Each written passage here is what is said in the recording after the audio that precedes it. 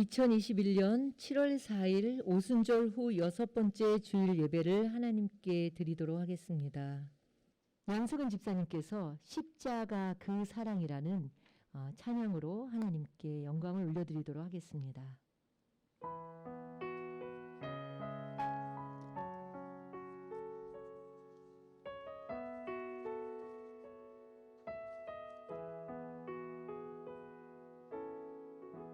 십자가 그 사랑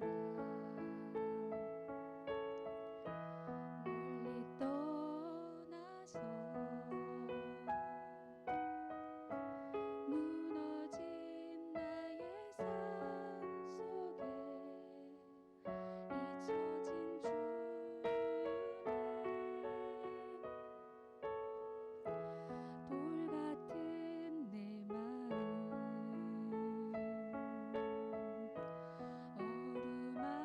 어루만지사 다시 일으켜 세우신 주를 사랑합니다. 주 너를 보호하시고 널 붙드시리 너는 외롭고 존귀한 주님의 자녀라. 주 너를 보호하시고 널 붙드시리 너는 외롭고 존귀한 주의 자녀라. 지나갈 일들은 기억하지 않고 이전에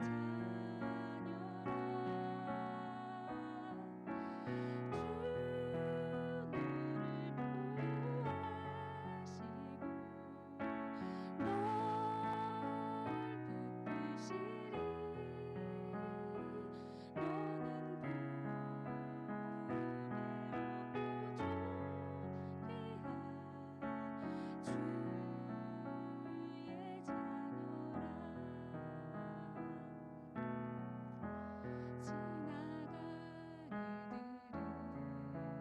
않으리 사막의 강물과 길을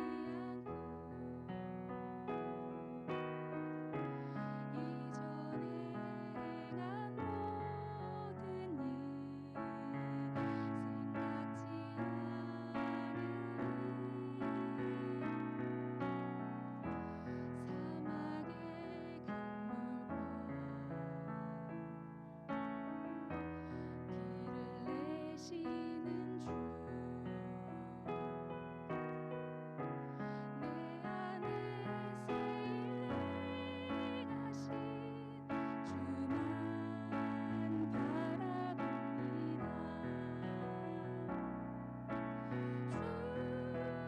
너를 보호하시고 널 붙드시리 너는 외롭고 존귀한 주님의 자녀라.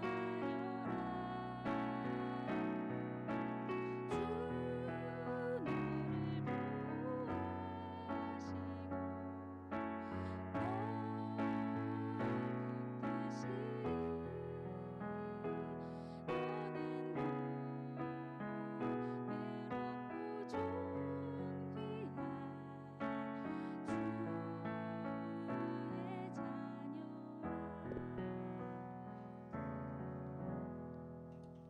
자녀라. 아멘. 연주하랴 찬양하랴. 네, 너무나 귀한 찬양으로 은혜를 받았습니다. 이 시간은 우리 교회에서 전도사로 사역을 하는 유지영 전도사께서 마가복음 6장 1절에서 10절의 말씀, 우리 곁에 복음이라는 제목의 말씀으로 하나님의 말씀을 선포하도록 하겠습니다.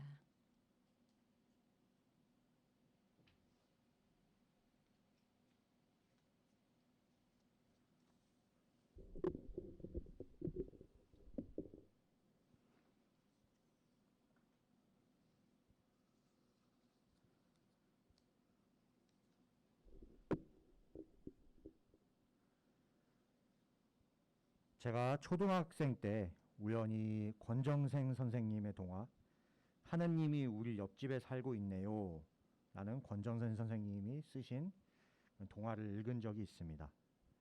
그 동화의 내용은 읽어보신 분들도 많이 계시리라고 생각이 되는데요. 그 동화의 내용을 이제 제가 간단하게 설명을 드리자면 이렇습니다. 예수님이 십자가에 못 박히신 후에 이제 부활하셔서 하늘나라로 다시 올라가셨죠. 근데 그렇게 이제 올라가신 후에 2000년이 지났습니다. 근데 그럼에도 불구하고 이 세상은 여전히 여러 가지 어려움과 아픔과 시련으로 가득해 있었지요. 그래서 이제 예수님과 하나님은 이거를 이제 어떻게든 해결을 해야 되겠다라는 생각을 가지시고 다시 세상으로 한번 내려가 보기로 그렇게 마음을 먹으셨습니다.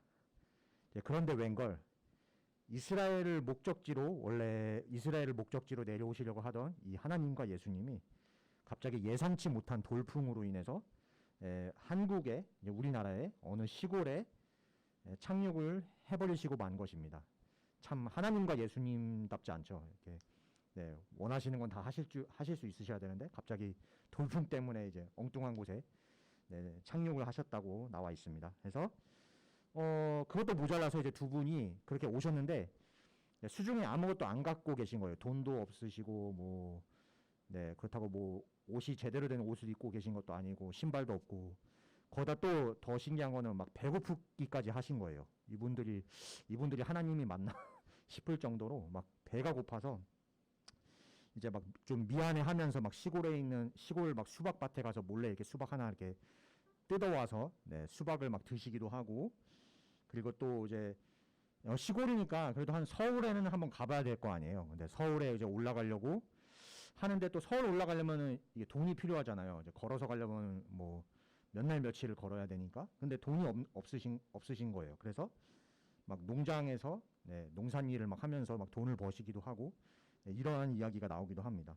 근데 이제 막 그 과정에서 여러 또 다양한 사람들을 만나는데요. 뭐 이제 우리 주위에서 흔히 볼 수 있는 사람들, 흔히 볼 수 있는 어떤 이웃들도 만나고, 또 특별히 되게 이제 어려운 사람들, 막 가난한 뭐 노동자라던가 아니면은 뭐 또 뭐 이제 실향민들, 이제 북에 고향을 두고 있는 실향민들이라던가 여러 가지 힘겹게 사는 사람들을 만나면서 굉장한 어떤 고뇌와 갈등을 겪기까지 하십니다.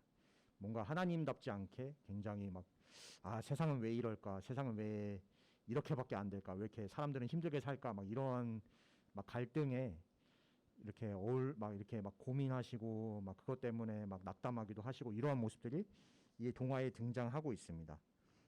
그러니까 어린 제가 그 동화를 봤을 때 그 동화가 묘사하고 있는 하나님은 당시에 제가 전혀 예상하지도 또 생각하지도 못했던 이제 그런 분이셨습니다. 제가 알던 하나님은 전지전능하셔서 모든 것을 미리 다 아시기 때문에 모든 일, 만사를 일사천리로 해결하시고 또 무소부재하셔서 어디에나 계실 수 있는 그런 하나님이셔야만 하는데, 이제 그런 하나님은 온데간데 없고 인간들처럼 돈을 벌어서 먹어야 하고 또 인간들과 같이 고통과 기쁨을 느끼는 나약한 하나님의 모습을 제가 거기서 봤던 것이죠. 그래서 결국 저는 이 하나님은 정말 이상한 하나님이다, 이 하나님이 맞나? 라는 생각을 해버리고 책을 덮어버리기에 이르렀습니다. 그래서 이제 그렇게 세월 지나고 제가 대학생이 되었을 때 우연히 서울 시내 지하철역에 그런 사는 노숙인들을 위한 봉사활동에 제가 참여할 기회를 몇 번 가지게 되었습니다. 기독교계 단체에서 주관하는 그 봉사활동에는 항상 봉사를 시작하기 전에 그 떼제 공동체의 찬양을 부르고 시작하는 것이 그 봉사활동의 항상 시작에 늘 그랬는데요. 그 찬양 중에 이제 우비 카리타스라고, 이제 한국어 제목으로는 사랑의 나눔이라고 많이 혹시 아시는 분들은 아실 거예요. 사랑의 나눔 있는 곳에 하나님께서 계시도다. 제가 찬양을 잘 못 불러서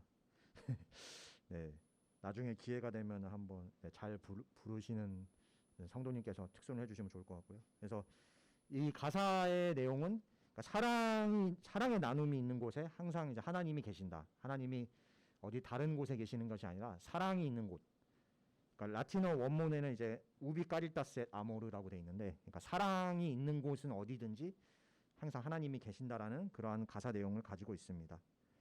그래서 이 봉사자들이, 저를 포함한 이제 봉사자들이 그 노숙인들을 위해서 음식과 옷을 나누고 또 함께 이제 이야기 벗이 되어주는 그 자리에 바로 하나님이 함께 계신다라는 그러한 고백이었던 것이죠. 그제서야 저는 권정선 선생님의 메시지 참 의미를 깨달을 수 있었습니다. 아, 하나님이 이 땅에 사는 모든 사람들, 다시 말해서 부한 자와 가난한 자, 또 배부른 자와 줄인 자를 가리지 않고 사랑하셔서 그렇기 때문에 기꺼이 사람이 되신 것이구나. 우리가 항상 신앙 고백을 할 때 그러니까 사람의 아들이라는 이야기를 많이 쓰시잖아요. 예수님 그러니까 스스로가 말씀하실 때 그러니까 우리가 사람이 되신 하나님을 생각할 때는 정말로 하나님이 우리를 사랑하셨기 때문에, 우리 인간들을 사랑하셨기 때문에 오죽하면 인간이 되셨을까, 이런 생각을 해볼 수 있는데요. 그제서야 저는 이 권정생 선생님의 메시지의 참 의미를 깨달을 수 있었습니다. 그래서 얼마나 인간을 사랑하시면 스스로 전지전능하지도 무소부재하지도 않은 이 한계 많은 인간이 되기로 결정을 하셨을까. 오늘 우리가 읽은 이 복음서의 말씀, 마가복음 6장 1절에서 13절의 말씀 속 그 예수님의 모습을 통해서도 우리는 이러한 하나님의 속성을 발견할 수 있습니다. 오늘 복음서 본문에서 예수님께서는 갈릴리에서 여러 이적과 말씀 선포를 행하신 뒤에 제자들과 함께 다시 고향 나사렛에 돌아가십니다. 이미 율법 선생으로 널리 인정받고 계셨던 예수님은 고향에서도 안식일을 맞아 회당에서 말씀을 전하셨습니다. 그러자 그 고향 나사렛의 회중들이 굉장히 놀랍니다. 그러니까 자신들의 생각에는 도무지 상상되지 않는 일이 벌어지고 있었기 때문입니다. 평범한 목수의 아들, 평범한 목수 요셉의 아들로 보잘것없이 자란 예수님의 삶의 그 내력을 알고 있었던 그들은 예수님이 회당에서, 그것도 높은 수준의 교육을 받은 율법 교사들이나 할 수 있었던 설교를 한다는 것이 믿기지가 않았던 것이죠. 고향 회중들은 예수님의 말씀 선포에 놀라면서도 동시에 의구심을 떨치지 못합니다. 비천한 출생에 자신들과 다를 바 없는 사람이 전하는 그 권위와 그 말을 인정할 수 없었던 것이지요. 자신들을 가르칠 자격이 없는 그 자가 가르친다는 이 고향 사람들의 태도 때문에 예수님께서는 고향 나사렛에서는 아무런 이적을 행하실 수 없으셨습니다. 오로지 이제 소수의 병자들에게만 치유의 이적을 행하셨을 뿐이고요. 그래서 결국 이 사건을 통해서 예수님은 제자들을 나사렛이 아닌 다른 지역에 보내셔서 이스라엘 전역에 복음을 전하도록 한 그러한 계기가 되었다고 오늘 말씀은 그렇게 전하고 있습니다. 이처럼 예수님의 모습은 세상의 기준에서 볼 때 아무런 볼품이 없었습니다. 더구나 그 태생과 자라난 세월을 아는 사람들에게는 그가 위대한 스승이자 하나님의 아들이라는 사실을 받아들이는 것이 더욱 어려웠을 것입니다. 그러나 우리가 기억해야 할 것은 예수님께서 오신 목적이 바로 여기에 있다는 사실입니다. 이미 구약에서도 이사야 선지자를 통해 예수님에게는 고운 모양도 훌륭한 풍채도 없고 흠모할 만한 아름다운 모습이 없다라고 이미 예수님에 대해서 예언을 하고 있습니다. 또 예수님께서 화려한 헤롯 왕궁이 아닌 베들레헴의 초라한 말구유에 나신 까닭은 우리 사람들 가운데에서도 가장 비천한 이들과 똑같이 되시기 위함이었던 것입니다. 예수님께서 부유하고 힘이 있는 일들과 같이 되셨다면 이 땅에서 힘들게 살아가고 있는 대다수의 사람들에게는 그분이 오신 소식이 복음일 수가 없었을 겁니다. 우리는 우리를 위해 스스로를 낮추시고 바로 우리 곁에서 또 우리와 똑같은 모습으로 말을 걸어오시는 예수님을 맞이할 수 있는지 우리 스스로 점검해 볼 필요가 있겠습니다. 먼저 첫 번째로 우리는 이 복음의 소식이 우리 가까이에 있음을 언제나 기억하고 있어야 하겠습니다. 2절 말씀을 제가 다시 한번 읽어보도록 하겠습니다. 안식일이 되어서 예수께서 회당에서 가르치시기 시작하셨다.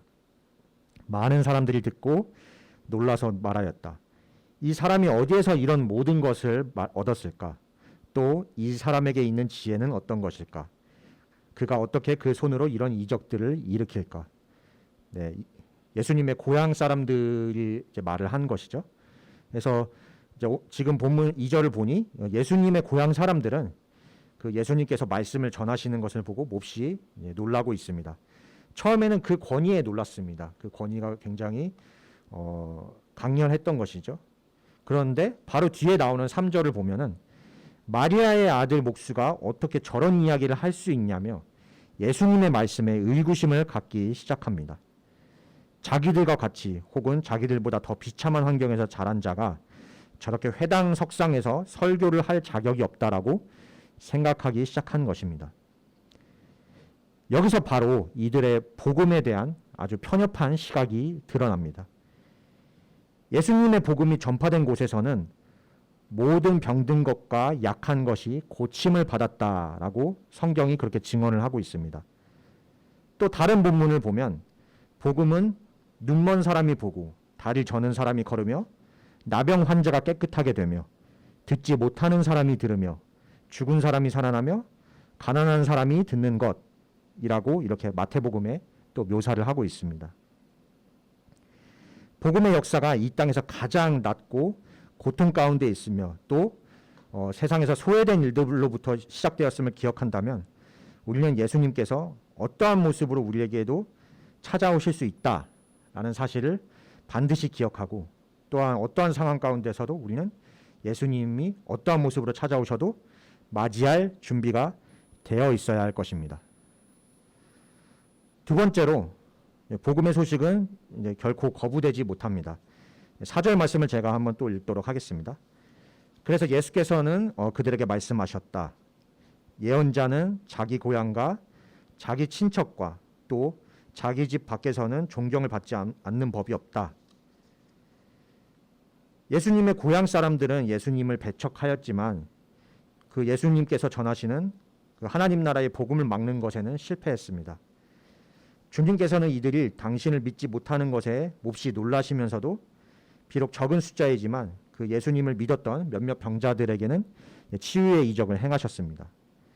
그리고는 또 다른 마을로 가셔서 또 다시 복음 사역을 하셨고 또 이번에는 제자들에게 악한 귀신을 억누르는 권능을 주신 다음 이스라엘 전역으로 보내셨습니다.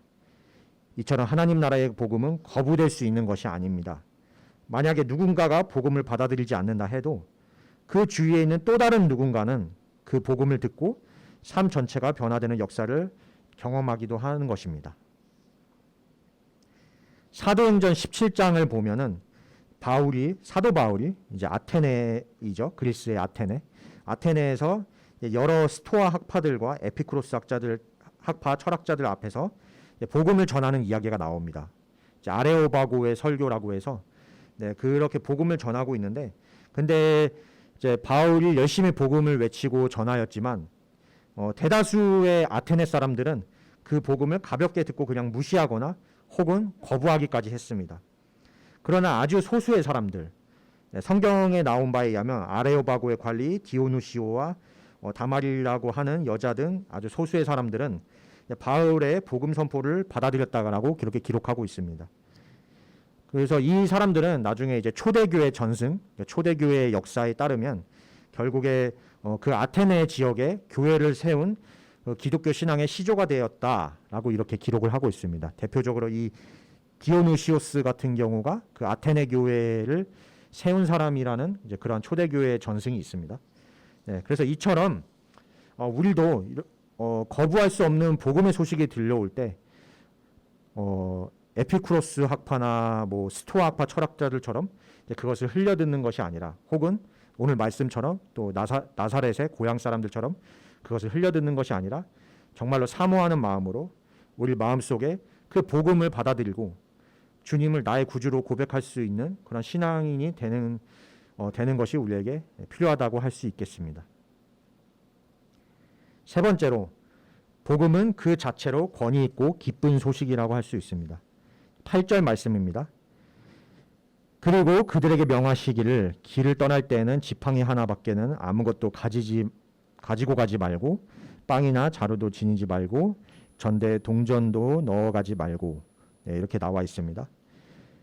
예수께서 이 땅에 오실 때는 아무런 볼품없는 모습으로 오신 것과 같이 또한 복음도 역시 그러하다는 것을 기억해야 합니다.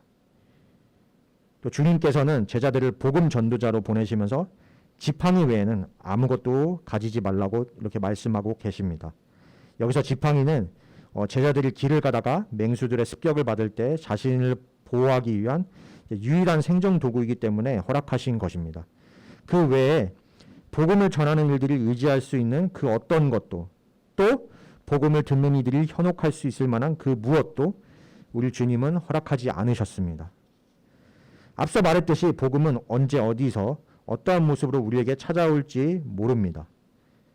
교회 설교 단상에서 선포되는 말씀 역시 복음이지만 시장에서 장사를 하시는 어느 권사님이 우연히 읊는 성경 구절이 복음일 수 있습니다.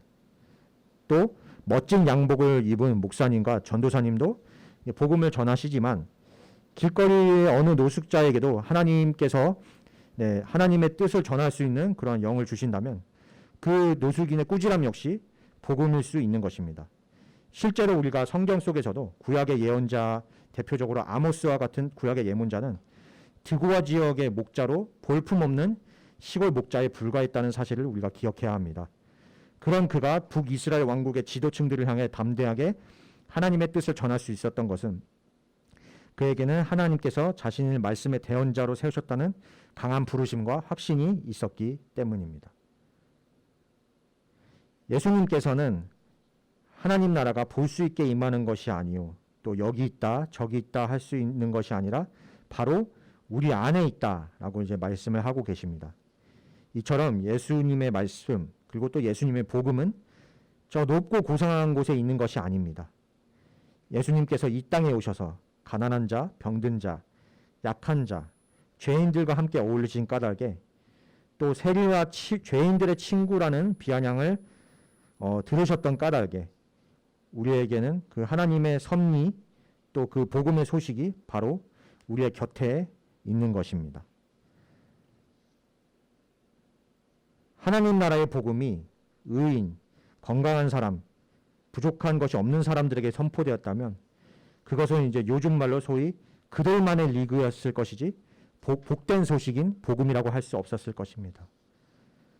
오늘 이 시간 하루하루 삶의 고통 가운데 허덕이는 이들 또 병의 고통으로 인해 매일 매순간이 고통의 삶 속에 허덕이는 이들 그리고 가난으로 인해 당장 내일 먹고 살 것이 걱정인 이들에게 예수님께서는 사람의 아들 인자로 찾아오셨고 그들의 친구로 함께 웃고 울며 어울리셨습니다. 어쩌면 권정선 선생님이 동화를 통해 이야기하고자 한 것도 예수님의 예수님됨은 그분 스스로 배를 줄이고 또 삭스를 위해 돈을 벌고 때로는 세상의 고통과 모습에 가슴 아파하는 모습에 있다는 것일지도 모르겠습니다. 이처럼 우리 역시 우리 주위에 함께 계셔서 우리와 함께 괴로워하시고 또 기뻐하시는 주님을 생각하며 세상에 공감하고 고통받는 이웃에 공감하는 그리스도인이 되기를 오늘 간절히 소망해 봅니다. 네, 이 시간 함께 기도하시겠습니다. 사랑이 많으신 하나님 아버지, 오늘 저희가 함께 이 시간 마가복음의 말씀을 통해 우리 곁에 있는 복음에 대해서 함께 생각해보고 고민하는 시간을 가졌습니다. 주님, 저 멀리 높은 곳에 계신 하나님이 아닌 바로 우리 곁에 때로는 고난받는 이웃으로 때로는 아픈 병든 이웃으로 이웃의 모습으로 우리 곁에 계시는 그 예수님을 기억하고 조금은 더 내 주위에 내 이웃에 귀를 기울이는 저희 힘이 있는 교회 성도들이 되게 하여 주옵소서. 감사드리며 예수님 이름으로 기도드립니다. 아멘.